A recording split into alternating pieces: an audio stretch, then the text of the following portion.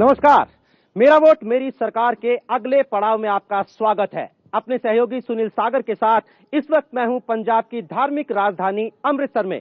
स्वर्ण मंदिर के चलते ये शहर पूरी दुनिया में मशहूर है। आजादी की लड़ाई का सबसे निर्मम हत्याकांड जलियांवाला बाग यहीं पर है। मुगलों और अफगानों ने इस शहर पर कई आक्रमण किए अतीत में, लेकिन यहाँ के लोगों के दृढ़ संकल्प और समझदारी ने इस शहर को हमेशा दोबारा बसाया। एक बार फिर उन लोगों को वही दृढ़ संकल्प और समझदारी दिखानी है। इस बार जंग वोटां दी है और इस बारे में बात करने के लिए हमारे साथ तमाम पार्टियों के नुमाइंदे मौजूद हैं। अनिल जोशी मौजूदा एमएलए हैं अमृतसर नॉर्थ से, इसके अलावा डॉक्टर राजकुमार अमृतसर वेस्ट से कांग्रेस के प्रत्याशी हैं।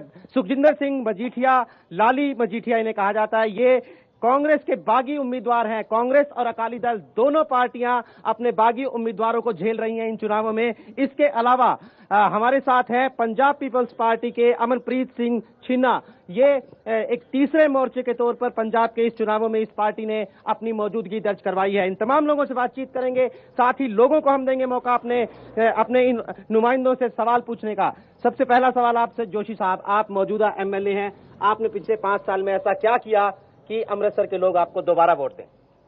पिछले 5 साल में मैंने ही किया, पहले कभी किसी ने नहीं किया। क्या किया सर?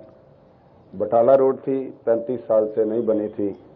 बहुत से एमएलए आए, किसी ने नहीं बनाई। जैसे रोड ना हो, कोई पहाड़ हो, लेकिन मैंने बनवाई और ऐसी बनवाई, अगर 35 साल बनी नहीं तो 35 साल टूट नहीं सकती। मैं लोगों से पूछूं, क्या आप सहमत हैं इस बात से कि सड़कों का काम बहुत अच्छे तरीके से हुआ है?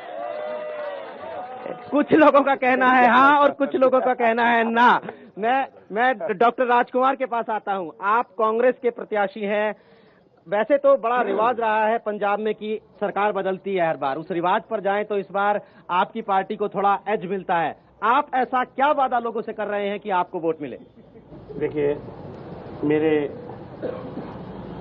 वीर जोशी जी ने कहा है कि बटाला रोड जो है वो भारतीय जनता पार्टी और अकाली दल की सरकार की देन है। शायद ये भूल गए कि ये पंजाब सरकार की सड़क ही नहीं है, ये केंद्र सरकार के पैसों से बनी हुई सड़क है और नेशनल हाईवे से जिसका पैसा है और केंद्र में आपकी सरकार है, फिर क्रेडिट उसको जाना चाहिए। लेकिन चलिए वो उस पर हम दोबारा आएंगे। आप लोगों से क्या वादा कर रहे हैं, आपको वोट क्यों मिले? फिलहाल हम ये सवाल आपसे पूछ रहे हैं। देखिए, जब भी कांग्रेस की सरकार आई है, कांग्रेस में विकास, रोजगार और लोगों का जितना भी विकास हुआ है वो कांग्रेस के टाइम पर ही हुआ है।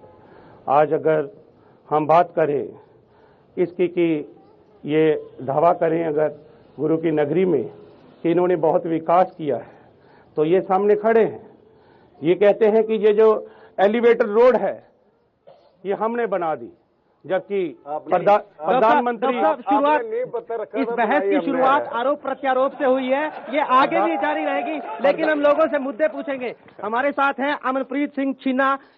अभी तक पंजाब में 2 पार्टी सिस्टम रहा है, कांग्रेस या फिर अकाली दल बीजेपी की साझा सरकार। इस बार एक तीसरा मोर्चा उभरा है, साझा मोर्चा। आप पंजाब पीपल्स पार्टी की नुमाइंदगी कर रहे हैं। क्या आपको लगता है सरकार बनाने में कोई भूमिका आपकी होगी, और अगर होगी तो फिर आप क्या करेंगे? देखो, मैं जो समझ रहा हूं, इस बार जो सरकार बनेगी वो अवश्य पीपल्स पार्टी ऑफ पंजाब की बनेगी। रीजन बीइंग, मैंने एक जोगिंदर यादव नाम के लिखारी की बुक पढ़ी थी जिसमें उन्होंने कहा था कि जो आगे का फ्यूचर है हिंदुस्तान का, उसमें इशू एंड एजेंडा पॉलिटिक्स चलेगी। ये जो दावे करते जा रहे हैं अकाली दल वाले, बीजेपी वाले, कांग्रेस वाले, वो दावे खोखले हैं, खाली हैं। जो काम होने चाहिए थे वो हुए नहीं, क्योंकि समाज को बदलने के लिए तालीम की जरूरत है। तालीम जिसमें हिंदुस्तान के बच्चे पढ़ लिख के तरक्की करें, को कारोबार करें, काम करें। छिन्ना साहब, आपसे डिटेल में बात करूंगा मैं आपके इन तमाम दावों पर और आपके इन वादों पर। इसके अलावा हमारे चौथे मेहमान जो हैं, ये कांग्रेस के उम्मीदवार थे पिछले चुनाव में, इस बार टिकट नहीं मिला, बागी हो गए अपनी पार्टी से। मजीठिया साहब, आपने इस पार्टी के लिए बहुत काम किया, इस बार आप बागी हो गए, अपनी पार्टी को हराने में लग गए। नीरज जी, एक बात तो मैं आपको विनती करूंगा कि आपको थोड़ा सा जो है वो थोड़ी सी चेंज करनी चाहिए, जो वर्डिंग आप यूज कर रहे हैं। बागी गलत शब्द। मैं बागी नहीं हूँ। ओके, मैं कांग्रेस से बाहरी हूँ। ओके, ठीक है जी, लेकिन आप आजाद उम्मीदवार के तौर पर लड़ रहे हैं। वो इसलिए कि मैंने एक दिन नहीं, मैंने 71 में जब श्री दुर्गादास जी भाटिया कांग्रेस के कैंडिडेट थे फॉर पार्लियामेंट, उस वक्त मैं 14 साल का था जब से मैंने ये इस पार्टी के साथ। देखिए अभी मैं एक छोटा सवाल आपसे पिन पॉइंटेड सवाल कर रहा हूं कि पार्टी को छोड़कर आप बाहर से लड़ रहे हैं, आखिर क्या नाराजगी थी या आपका अकेले में क्या विजन था? आप ऐसा क्या करना चाहते हैं जो कांग्रेस पार्टी में रहकर नहीं कर सकते थे आप? आपने बहुत अच्छा सवाल किया। मैंने इसलिए कहा था कि मैं बागी नहीं हूं। बागी होता है जो अपने लिए लड़ता है। जी, मुझे पहले भी 4 दफा टिकट नहीं मिली थी, मैंने कंटेस्ट नहीं किया था। 5वीं दफा जब टिकट मिली तो एक ऐसे माहौल में टिकट मिली कि जिसमें ऐसा माहौल बना कि मजीठा की कांग्रेस पर्टिकुलरली इतना बुरी तरह पीटी। 5 साल इतना वेंडेटा पॉलिटिक्स हुई मजीठा में।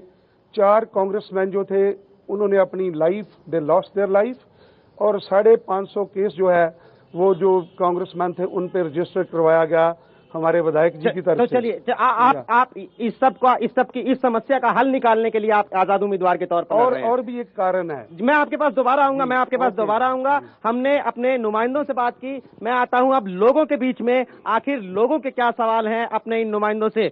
मैं पहले बात करता हूं इस शहर में। मैं जब कल अमृतसर में आ रहा था तो सड़कों पर चलते हुए देखा कि गाड़ियां बहुत सड़क कर चल रही हैं। दिल्ली में हम बहुत ट्रैफिक जाम देखते हैं, लेकिन यहां पर तो उससे भी बुरा हाल था। ये ट्रैफिक जाम, कंग साहब आप इस शहर के कमिश्नर रहे हैं, मुझे बताया गया है, ये ट्रैफिक जाम की समस्या इस शहर की कितनी बड़ी समस्या है, लोगों को कितना कष्ट देती है और वजह क्या है इसकी? वजह है कि रेवोल्यूशन आया है ऑटोमोटिव में। उसमें कारण ये है कि जी प्रॉब्लम सभी नेताओं से, देखिए मेरा किसी पार्टी से अब कोई संबंध नहीं है जी, नौकरी में भी नहीं होना चाहिए था। एक एड निकली है जिसमें कि अमृतसर शहर में म्युनिसिपल कॉर्पोरेशन अमृतसर में 1359 करोड़ रुपए पिछले साल में लगे हैं। ये इनकी एड है।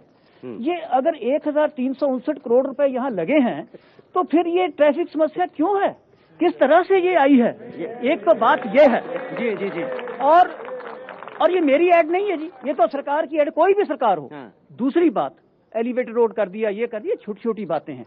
मैं 2 बातें कहना चाहूंगा कि इस देश की भलाई तब होगी जब सब लोग मिलकर के इस नगरी को देखेंगे। बहुत कुर्बानियां हो चुकी, छोटे मोटे झगड़ों में काम नहीं चलेगा। और दूसरी बात, यहाँ की जो भाई जो बहनें हैं, जो लड़कियां हैं, जब यहाँ के छोटे मोटे नेताओं को पुलिस दे दी जाती है और उनकी चेन खींची जाती है, उनके पर्स खींचे जाते हैं, लॉ एंड ऑर्डर बहुत बड़ा सवाल और इनको किसी तरीके से इन लोगों से दूर रहना पड़ेगा। मैं आऊंगा लॉ एंड ऑर्डर के सवाल पर। जोशी जी, इस सवाल का जवाब आपको देना। 1300 करोड़ रुपया खर्चा गया है सड़कों को सुधारने के लिए, ट्रैफिक जैम वहीं का वहीं है, कारें वहीं सड़क कर चल रही है, लोगों को जगह नहीं मिल रही है चलने के लिए। देखिए जो भी हुआ इसी सरकार में हुआ। एलिवेटेड भी अगर बनी तो इसी सरकार में बनी है। पुल बन रहा है, आपने देखा तारामाला पुल कितना चौड़ा, और अंडरपास भी बन रहा है।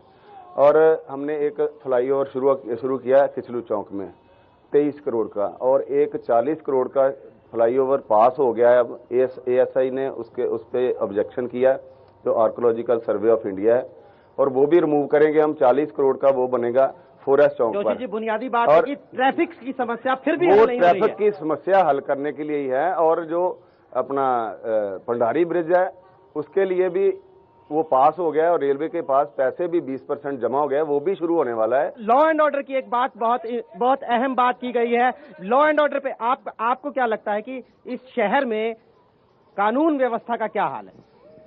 मैं जो समझता हूं, जहां तक मैंने महसूस किया है, जहां तक हर शहरी ने महसूस किया है, लॉ एंड ऑर्डर का करीब पिछले, ये कहना गलत नहीं होगा कि पिछले 5 साल से ही इतना बुरा हाल है।